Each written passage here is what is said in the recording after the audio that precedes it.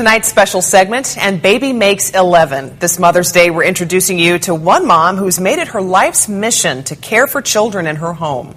And also to affect change for those all across the globe. Here's ABC 7's Cheryl Burton. Karen in Ravi, her husband describes her as the most driven person he knows, and her family calls her amazing. But Carol in Twietmeyer shies away from praise. She says family and faith are what drives her to open her heart and her home. The sound of children playing can warm even the coldest heart. Kyle and Carol in Twietmeyer get to enjoy that pleasure 11 times over. I just can't think of anything bigger than taking somebody and making them you, making them, your own, and somebody that you love, that you would die for. They are truly a blended family. Father, I just ask that you would continue to bless us. The Joliet couple already had 7 biological children when they decided to adopt another from Ethiopia.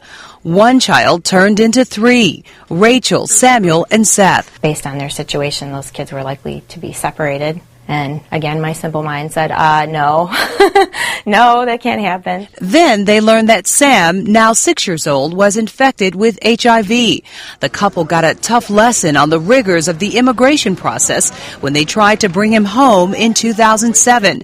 Those hurdles inspired a movement. Carolyn calls it Project Hopeful. We educate, encourage, and enable families to adopt children with HIV, AIDS, and severe special needs.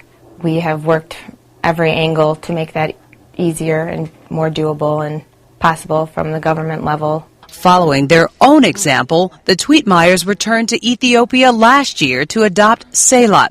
She is also HIV positive and was not receiving medicine while living in the orphanage.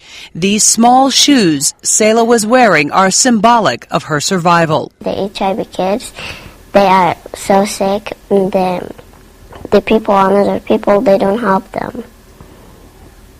They scared of them because they think they're going to have HIV. Give me a big one. Both Sam and Selah have been treated at the University of Chicago's International Adoption Clinic by their arrival. The meds are better tolerated with less side effects. I'm not going to say it's easy to live with HIV.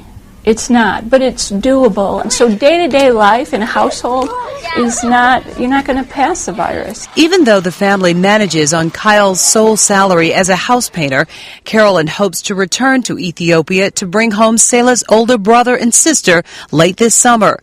When hailed as extraordinary for her efforts, Carolyn rejects the notion, saying she is doing God's will and she'd rather be replicated than celebrated. What makes me so emotional, more than my own kids, are the ones that are left behind without families and without mothers. Project Hopeful will be working in conjunction with the University of Chicago to host educational seminars about adopting children with HIV and AIDS. For more information, you can go to our website, abc7chicago.com.